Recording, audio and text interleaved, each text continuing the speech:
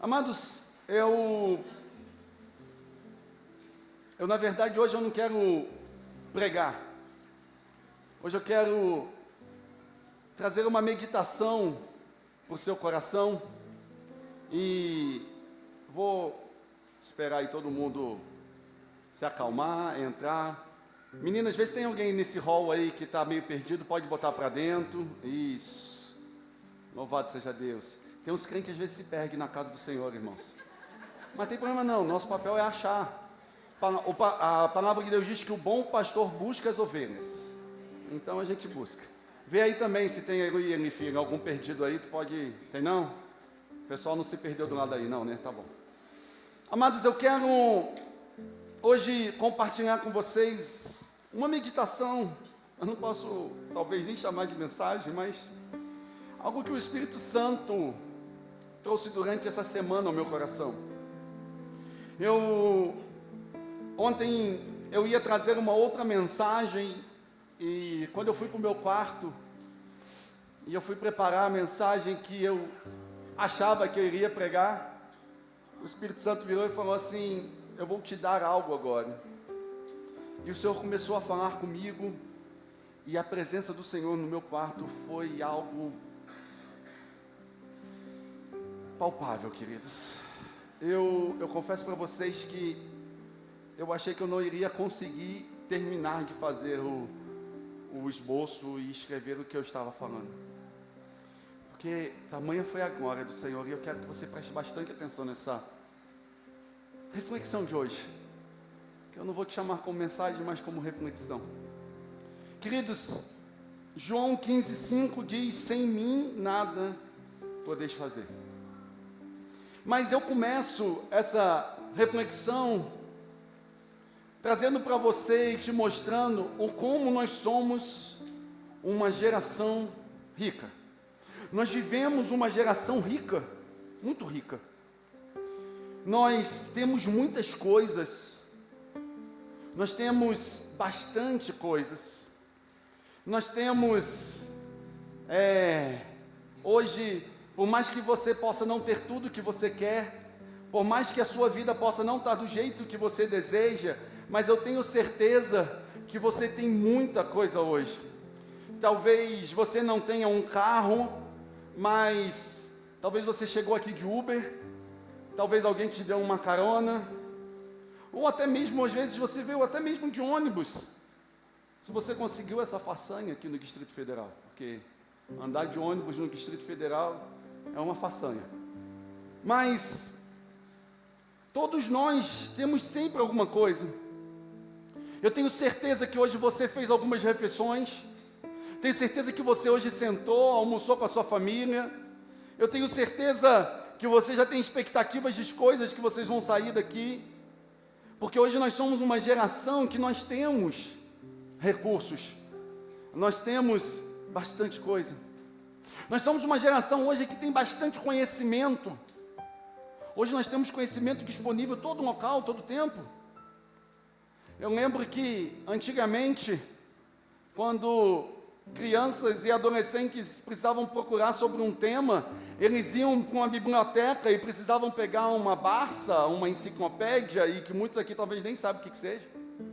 E aquilo era tão pesado que, dependendo do tamanho do adolescente, não dava conta de pegar só. Parecia o livro da vida do Cordeiro, em que você leva as páginas assim, sabe? Mas hoje não. Hoje, se você quer saber de um assunto, você pergunta para a inteligência artificial e ela te responde em coisas de segundos. Hoje, pesquisas você faz rapidamente, porque nós somos uma geração que nós temos muito conhecimento.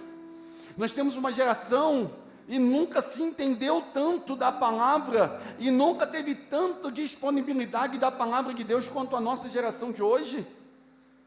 Hoje eu brinco que nós temos Bíblia de tudo quanto é jeito. Nós temos Bíblia do adulto, Bíblia da criança, nós temos Bíblia do crente, nós temos Bíblia do não crente, temos a Bíblia do que quer ir para o céu e daquele também que não quer ir. Nós temos Bíblia hoje de tudo quanto é tipo. Tem a Bíblia da mulher, tem a Bíblia do homem, tem a Bíblia daquele que não sabe o que é. Que fica meio lá, meio cá. Tem Bíblia de tudo quanto é tipo. Porque hoje nós temos muito conhecimento disponível. É uma geração que sabe de muitos assuntos. Hoje, tudo que acontece no mundo, rapidamente nós estamos cientes do que está acontecendo. Porque hoje, com o advento da internet, nós estamos conectados em todas as partes do mundo. Todo o tempo. Hoje nós somos uma geração que nós sabemos dar opinião de tudo. Nós temos opinião sobre tudo. Nós temos opinião sobre todas as coisas.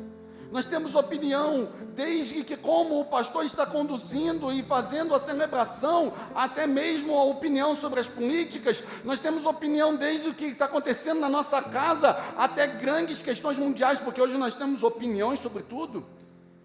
E eu costumo dizer que tem os teólogos de internet, aqueles que gostam de ir para a internet para dar opinião sobre a igreja de Jesus, mas às vezes nunca pegaram e nunca tocaram com um dedo sobre cuidar de ninguém, mas são os infernautas, eles gostam de dar opiniões e infernizar a vida de todo mundo. Hoje nós somos uma geração que se orgulha de ter opinião, uma geração que se orgulha de falar, olha, nós sabemos o que queremos, nós sabemos o que nós desejamos, porque nós temos opinião. Nós somos uma geração que já conquistou muita coisa. Uma boa parte de todos vocês que estão aqui sentados já conquistou mais na vida do que os seus pais na vida anterior deles. Muitos dos que estão aqui sentados têm mais coisa hoje do que os seus pais tinham. Talvez você é um jovem de 20 e poucos anos, o seu pai e a sua mãe nessa idade não tinham chegado aonde você chegou. Porque nós somos uma geração que nós temos muito. Nós temos muito. Conquistamos e conquistamos. Conquistamos muito mais do que os nossos pais. Os nossos filhos já têm mais hoje, às vezes, do que nós já tivemos. Eu tenho 2 meninos, o Gabriel e o Arthur. Eles já têm mais hoje do que eu tinha na idade deles. Porque nós somos uma geração muito rica. Nós temos muitas coisas. Nós já temos um projeto, um desejo para o futuro. E nós sabemos tudo que nós queremos. E nós já temos um plano para o futuro, para os nossos filhos, de forma muito clara. Nós temos desejos. Nós temos planos. E queridos, eu não estou aqui pregando contra nenhuma dessas coisas. Porque isso tudo é muito bom.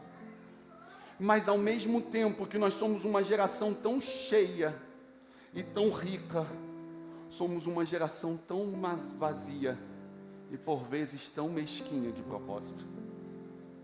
Uma geração que tem muito, mas que ao mesmo tempo ainda não conseguiu construir nada de efetivo. E nunca na história da igreja, a definição de Jesus Cristo, a igreja de Laodiceia, nunca foi tão verdadeira quanto a descrição da igreja de hoje. Porque Apocalipse 3,17 diz, o Senhor falando à igreja de Laodiceia, você diz, eu estou rico, eu adquiri riquezas, eu não preciso de nada. Não reconhece, porém, que é um miserável, um digno de compaixão, um pobre, um cego e que está nu. E eu vou te ler esse mesmo verso numa outra versão, que é a versão A Mensagem, que diz assim, você lardeia e você grita, você expressa às pessoas e diz, eu sou rico, eu faço e aconteço, eu não preciso de nada e nem de ninguém, eu não preciso de pastor, eu não preciso de igreja, eu não preciso de ninguém dizendo nada sobre a minha vida. Eu não preciso de familiar porque eu já conquistei sozinho. Tudo que eu tenho é pelo meu próprio esforço, tudo que eu fiz é pela minha própria capacidade. Mas não sabe você que você é um desprezível, um mendigo, um cego, um esfarrapado e um sem casa, um sem família, um sem um local para pertencer, sem um local para chamar de casa, sem um local para você chamar de família, sem estar junto de pessoas que estão vivendo um amor por você. Queridos, nunca essa definição foi tão verdadeira quanto esta de agora. Porque hoje nós vivemos uma doença desse século, que é uma doença da autossuficiência, uma cultura de coach, uma cultura de auto-performance, uma cultura onde nós somos impulsionados a vivermos uma performance, estamos presos em um desempenho, nós somos julgados pelaquilo que nós temos. Então, por mais que nós entendamos, nós queremos mais e buscamos mais e desejamos mais e queremos mais, nós alcançamos todo o nosso potencial, nós temos metas, nós temos plano de ação, nós queremos conquistar, e eu digo, nós vamos conquistar, mas eu te pergunto, a qual preço que vamos conquistar?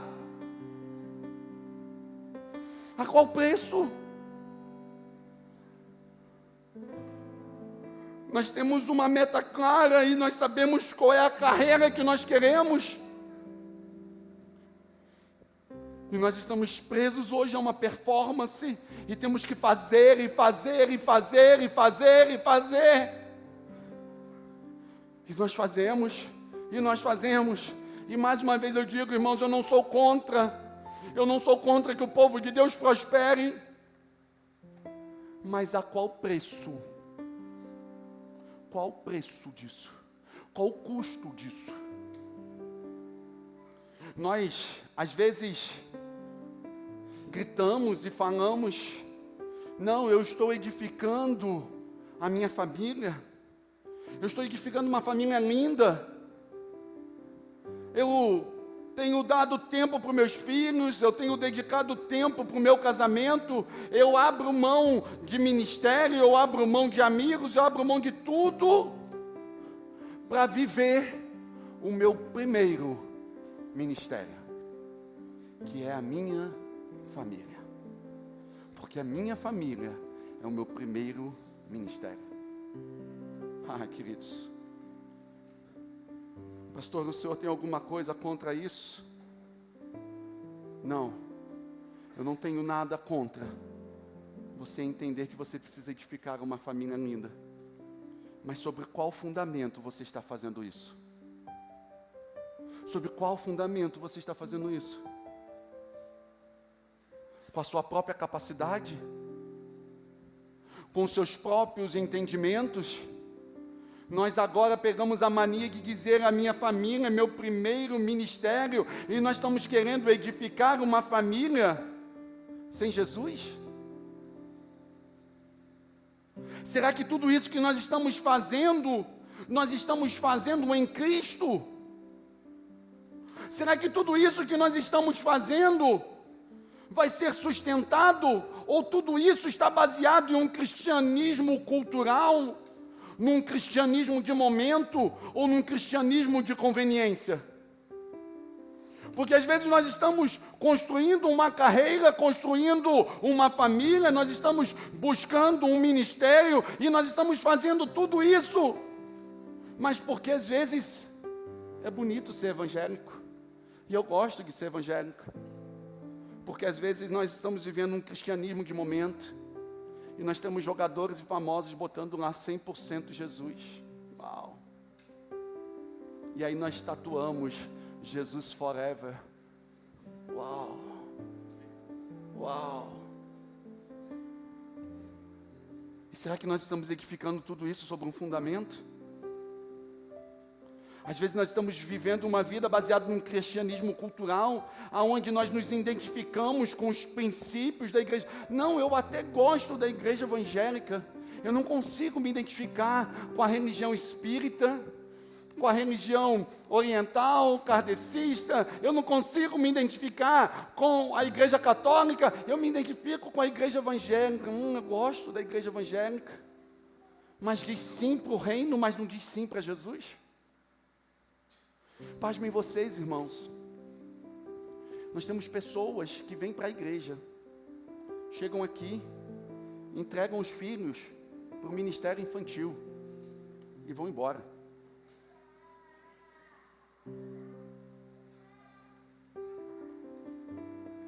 Porque gosta, porque acha bonito, está achando que está sustentando, edificando uma casa, mas sobre um cristianismo cultural, onde eu digo sim para o reino e não para o rei.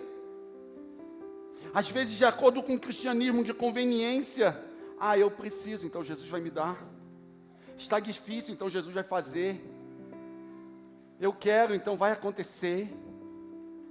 Será que realmente tudo que nós estamos conquistando, tudo que nós estamos fazendo em Cristo Jesus, o nosso Senhor? Porque como diz 1 Coríntios capítulo 3, versículo 12 ao 13, se alguém constrói sobre esse alicerce usando ouro, prata, pedras preciosas, madeira, feno ou palha, a sua obra será mostrada, porque o dia trará luz, e ele será revelada pelo fogo, e o fogo provará a qualidade da obra de cada um. Porque nós estamos edificando uma obra, e nós estamos correndo atrás de tudo, e nós desejamos tudo, porque agora nós somos senhores do nosso próprio destino, e nós fazemos acontecer, e nós somos inundados com uma teologia que diz: você pode, você consegue, você vai, você é o senhor do seu destino.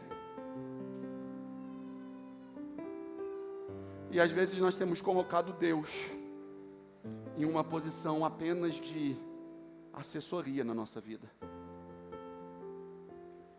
Deus está apenas como um coadjuvante do nosso viver, nos ajudando naquilo que nós tanto desejamos. O nosso mural dos sonhos, as nossas metas de vidas, porque nós estamos correndo atrás de um sonho. Mas Jesus diz em Mateus 6,33, buscar em primeiro lugar o reino de Deus e a sua justiça, e todas essas coisas vos serão acrescentadas. Ele deixou um fundamento, e o fundamento que ele diz é: o Senhor é em primeiro, o Senhor é o principal, é o Senhor de todas as coisas. Mas o homem inverte em a ordem, e queridos, todas as vezes que o homem inverte em a ordem, o homem quebra a cara, e por vezes nós trocamos o buscar em primeiro lugar o reino de Deus e a sua justiça, para primeiro eu satisfaço todas as nossas necessidades, e depois o reino de Deus me será acrescentado. Vida Moderna, capítulo 1, versículo 1. Porque em primeiro lugar vem a vontade do homem. Nós trocamos o buscar em primeiro lugar o reino de Deus para faça primeiro o que você deseja, e todas as demais coisas do reino vão que ser acrescentadas. Oramos para que Deus abençoe os nossos planos, mas quase nunca oramos: Jesus, faça a tua vontade na minha vida. E temos medo de falar isso, porque por vezes o faça a tua vontade na minha vida vai frustrar os meus sonhos e o meu desejo. E nós somos uma geração que não quer ter os seus sonhos frustrados. Porque para que ter sonhos frustrados se você tem capacidade de conquistar grandes coisas? Somos uma geração em que Deus e o seu propósito precisam encontrar um espaço em nossas agendas cada vez mais lotadas e cada vez mais cheias de compromisso. E quando Deus nos pede algo, nós paramos para ver se cabe na nossa agenda. E se não cabe, nós vamos encontrar um lugar para Jesus daqui a 1 ano, 2 anos, ou daqui a um tempo, quando nós já tivermos conquistado todas as coisas. Deus já não é mais a primícia. Deus já não é mais o primeiro. Deus já não é mais a nossa vontade. Deus já não é mais o Senhor de nossas vidas. por vezes, nós nos tornamos os nossos senhores. E por vezes nós pegamos o texto que diz que Ele é Senhor dos senhores. E nós falamos, nós somos o Senhor do Senhor. Aonde foi que nós nos perdemos, queridos? Aonde foi que nós nos perdemos? Aonde foi em que as bênçãos que estão na mão do abençoador é mais importante do que o coração dele? Aonde nos perdemos em queremos buscar as bênçãos, mas não queremos o coração? Eu fico imaginando, irmãos, na geração que nós temos hoje, Moisés olha para Jesus e diz assim: Senhor, há algo para a gente viver junto. E o Jesus diz: esse povo é um povo muito difícil, Moisés. Vai, eu vou enviar um anjo, mas eu não vou com vocês. Ah, queridos, eu fico imaginando nessa geração, falando, sim, vai enviar um anjo, aleluia, com espada de fogo, glória a Deus, obrigado Jesus, porque o anjo vai na frente, abrindo o caminho, quebrando as correntes, destruindo os espinhos, dando ordem sobre tudo. Ótimo, obrigado Jesus. Mas Moisés olha para Jesus e diz: se tu não fores, eu não irei. Pode mandar todos os anjos do céu, eu não saio daqui, porque não me interessam os anjos, me interessa é a tua presença, e eu não negocio a tua presença. Mas nós queremos a bênção, mas não o abençoador. Queremos o poder, mas não queremos a fonte do poder. Aonde foi que as bênçãos tomaram o lugar do abençoador? Mas o mais triste disso tudo é que um dia essa geração se depara com a sua vida esvaecendo diante dos seus olhos, sumindo diante deles, e entendendo que casa, carro, carreira, nada disso importa. Jesus travando um diálogo com um jovem rico que retrata a nossa geração em Lucas 12, 20, diz: contudo, Deus me disse, louco, essa mesma noite a sua vida me será exigida. Então, quem ficará com o que você preparou?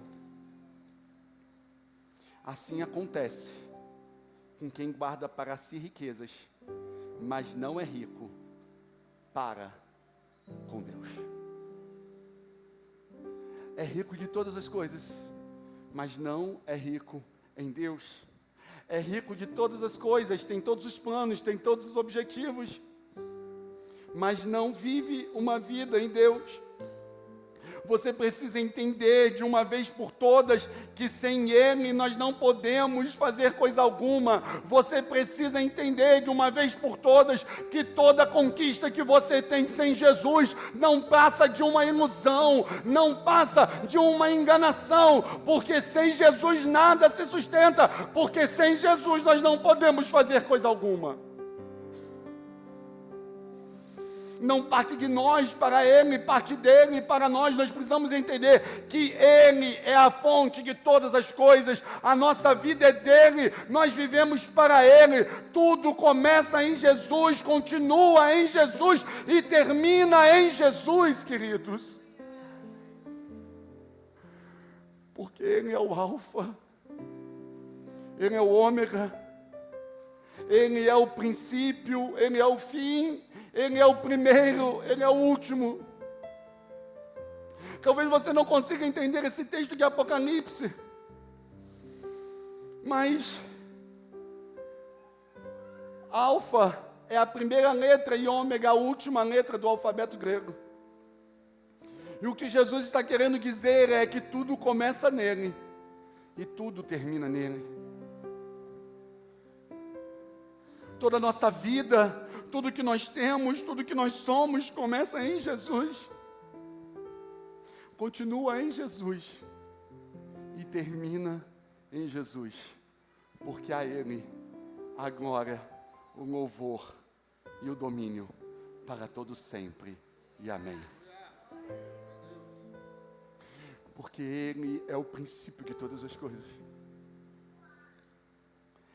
Essa expressão, ela simboliza que Jesus é tudo, a fonte de tudo, o início de tudo. A capacidade que você tem de produzir riquezas é Jesus que está te dando. Não seja você picado pela mosquinha azul do sucesso e falar, eu tenho, sou eu, olha como eu faço bem, olha como eu consigo bem, olha se não fosse eu consegui, olha onde eu estou chegando, olha o que está acontecendo. Ei, querido, tudo isso não é por você, é porque é Jesus na sua vida, porque sem Jesus nós não podemos coisa alguma. E eu preciso te dizer, não faça nada sem iniciar em Cristo. Não lance nenhum fundamento sem que não seja em Jesus. Mas talvez você vai olhar para mim e vai dizer, pastor, eu não faço nada sem Cristo. Não, pastor, eu estou na igreja, eu sou crente. E eu sei, irmãos, eu estou pregando esse sermão é para crente mesmo.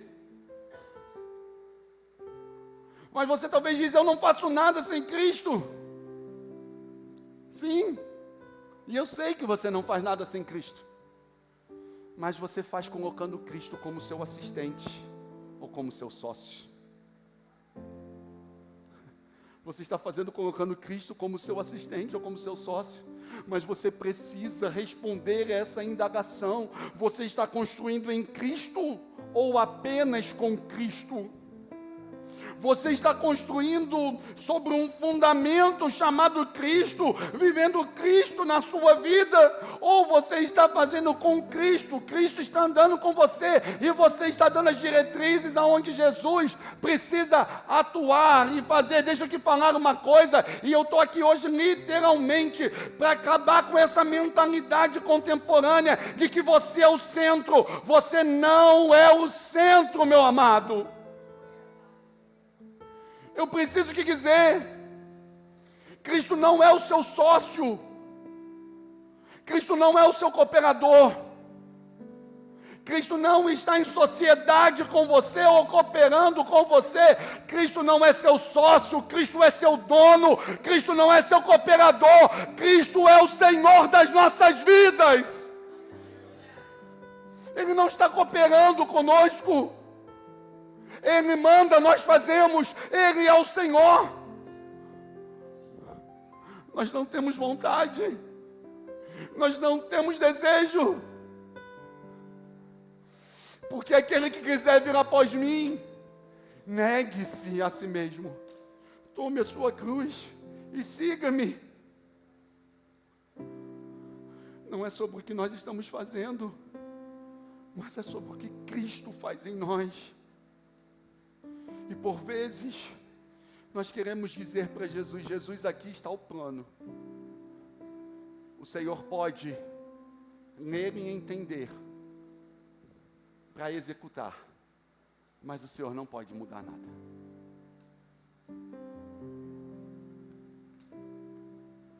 Onde foi que nós nos perdemos? Pastor, eu entrego o meu caminho ao Senhor. Mas Jesus diz, entrega o teu caminho ao Senhor. E a entrega significa que Ele decide o que faz com o seu caminho. Pastor, mas eu estou conquistando tantas coisas. Eu estou fazendo tanto. eu estou conseguindo tanto, olha o que eu já tenho. Lembra do texto de Apocalipse? Deixa eu te falar uma coisa, não há glória naquele mesmo que se exalta. Mateus 23:12 vai te dizer, pois todo aquele que se exalta será humilhado, mas todo aquele que se humilhar será exaltado. Por isso, como diz Pedro, humilhai-vos, humilhai-vos, humilhai-vos, humilhai-vos, pois debaixo da potente mão de Deus, que ao seu tempo Ele vos exaltará. Eu não estou aqui falando, queridos, que você não pode conquistar, mas eu preciso te dizer que se for uma conquista sem Deus, você não vai conquistar nada. Eu não estou falando aqui que você não pode edificar uma família linda, e você deve edificar uma família linda, mas se você estiver fazendo isso em detrimento a Jesus, isso não vale de nada. Eu não estou falando aqui que você não possa ter uma carreira de sucesso, tenha, e Jesus quer te dar isso. Mas Jesus não quer te dar isso para que você se exalte, mas para que a glória seja dele e a honra seja dele, porque tudo vem dele. Então, queridos, humilhai-vos, humilhai-vos, humilhai-vos debaixo da potente mão de Deus, para que ele vos exalte. É tempo de voltarmos ao Senhor. É tempo de entendermos a nossa origem. É tempo de entendermos que nós não conseguimos fazer nada se não for por Jesus. E aí você vai começar a entender porque hoje depressão, ansiedade, burnout e uma série de doenças marcam a nossa geração. Porque nós conquistamos muito, mas a qual preço conquistamos tudo isso? Fazemos muito, mas a qual preço? Ou entendemos a nossa origem e a fonte da nossa vida, que tudo vem dele e que tudo retorna para ele, ou estamos fadados ao fracasso? Porque como diz Tiago, aproximem-se de Deus e ele se aproximará de vocês. Pecadores, limpem as mãos, e vocês que têm a mente dividida, purifiquem o coração. Entristeçam-se, lamentem, chorem, troquem o riso por lamento e alegria por tristeza, mas humilhai-vos, humilhai-vos, humilhai-vos diante do Senhor, e Ele vos exaltará.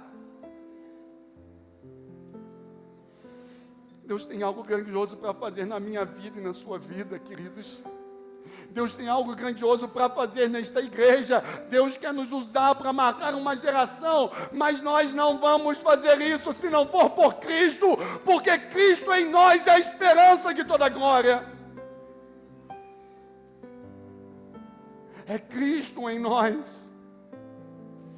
Por isso, Ele nos chama a voltarmos a Ele, porque sem Ele nada podemos fazer.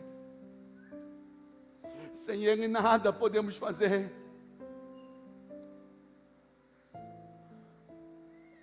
E eu me faço valer do texto de Oséias, porque para mim é um texto que cabe para nossas vidas hoje. Vinde, venham e voltemos ao Senhor. Venham e voltemos ao Senhor, pois Ele nos despedaçou, mas Ele nos trará cura. Ele nos feriu, mas Ele vai sarar as nossas feridas. Depois de 2 dias, Ele nos dará vida novamente, e ao 3º dia nos restaurará, para que vivamos em Sua presença. Conheçamos e busquemos conhecer ao Senhor, esforcemo-nos para conhecê-lo, e tão certo como nasce o sol, Ele, o sol da justiça, vai aparecer e virá para nós como uma chuva de inverno, como as chuvas de primavera que regam a terra. Vinde, voltemos ao Senhor. Vinde, voltemos ao Senhor. Ele nos despedaçou. Talvez essa mensagem doa em você. E talvez, assim como eu, você entenda que é momento que corrigimos a nossa rota. E por vezes isso dói. E por vezes isso nos traz ferida. Mas Ele fez a ferida. E Ele mesmo vai curar. Porque depois de um ciclo, depois de um tempo, nós viveremos as bênçãos deles. E o texto dá uma analogia que o texto diz: e Ele virá como um sol que resplandece sobre a manhã, e como a chuva do inverno e da primavera. Irmãos, nós estamos há quase 150 dias sem chuva, e a gente sabe o quanto nós estamos sofrendo. E é uma alegria quando cai a primeira chuva e nós celebramos, a terra fica verde rapidamente. E é isso que o texto está falando. Jesus está dizendo: ei, voltemos, voltem para mim, porque eu vou mudar o quadro da história de vocês. Vinde, voltemos ao Senhor, voltemos a Ele.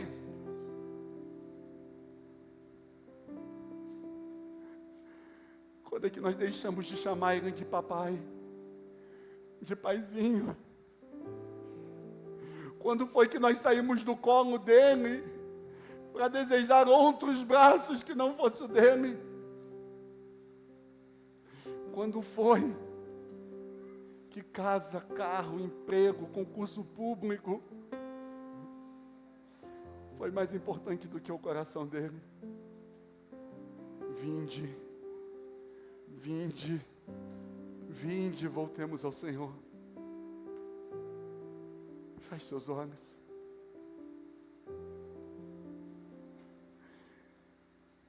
Quando você volta, você ajusta a conduta. Peça perdão a Jesus. Peça perdão a Jesus nessa hora. Peça perdão a Jesus por você ter iniciado e continuado algo na sua vida sem Jesus. Peça perdão. Peça perdão por você ter começado grandes projetos e não ter consultado Ele e só ter esperado que Ele fizesse algo. Peça perdão. Peça perdão quando você se preocupou em conquistar com os homens e deixou de conquistar com Jesus. Peça perdão. Peça perdão. Peça perdão pela sua autossuficiência e por você achar que tudo o que está acontecendo na sua vida foi por você próprio. Foi porque você se esforçou, porque você é inteligente, porque você tem condições. Peça perdão. Peça perdão porque você hoje está edificando uma família, e é uma família linda. Que coisa linda. Mas peça perdão porque você está deixando Jesus de fora disso. E Jesus está ficando em segundo lugar na sua família, porque o seu primeiro ministério é a sua família. Peça perdão. Peça perdão quando você começou um casamento sem Jesus. Peça perdão por você ter começado um projeto e ser chamado Jesus para ter seu sócio. Peça perdão. Peça perdão por vezes que você fez a obra de Jesus sem Jesus. Você fez a obra de Jesus porque talvez você queria agradar aos homens, mas você não perguntou se era aquilo que Jesus queria. Peça perdão. Peça perdão. Peça perdão.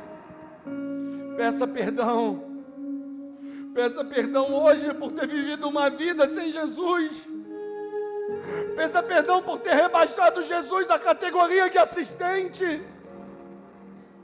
Peça perdão. Peça perdão por ter tirado de Jesus um lugar de Senhor.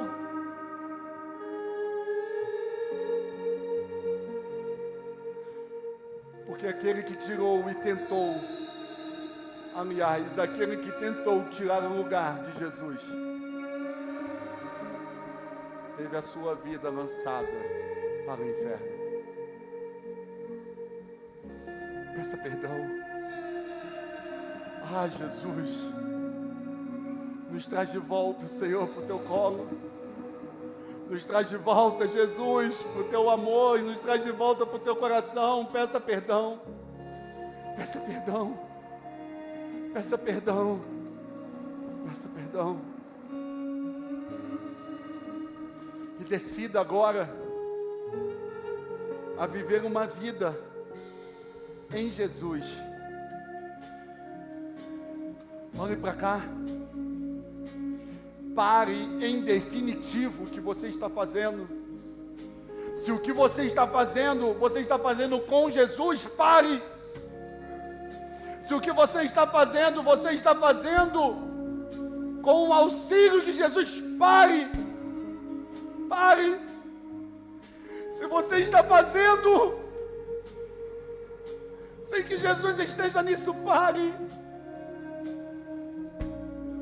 E decida hoje viver uma vida em Jesus, porque sem Ele você não pode fazer nada. Volte atrás. Volte atrás. Comece em Jesus. Porque voltar atrás e começar em Jesus não é um retrocesso, é um avanço, queridos. Decida hoje não fazer nada sem que não seja Jesus. Pare hoje. Pare hoje. O que você está conquistando não pode iludir você, embriagar você pelo sucesso e pelas conquistas, e você perder Jesus no meio de tudo isso. Mas deixa eu te falar uma coisa: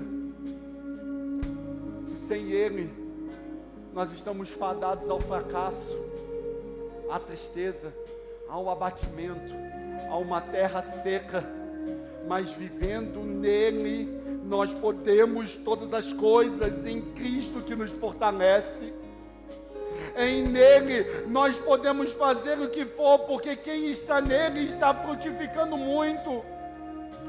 Bem-aventurado o homem que teme ao Senhor, feliz será e tudo lhe irá bem, diz Salmo de número 128.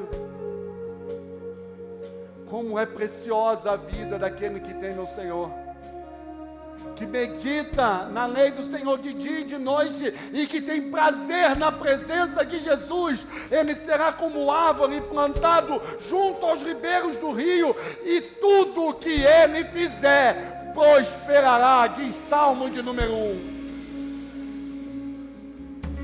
Vinde e voltemos ao Senhor.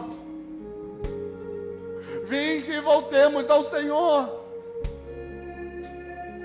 Porque com Ele o impossível se torna possível. Porque para Deus não há nada impossível. Então volte-se para Deus. Volte-se para Deus. Decida hoje voltar à essência. Porque tudo começa, continua e termina em Jesus. Porque sem Ele nós não podemos fazer absolutamente nada. Pense nisso e reflita sobre isso. Não vale nada se nós perdemos a presença dEle. Não vale absolutamente nada. Fiquemos de pé, em nome de Jesus.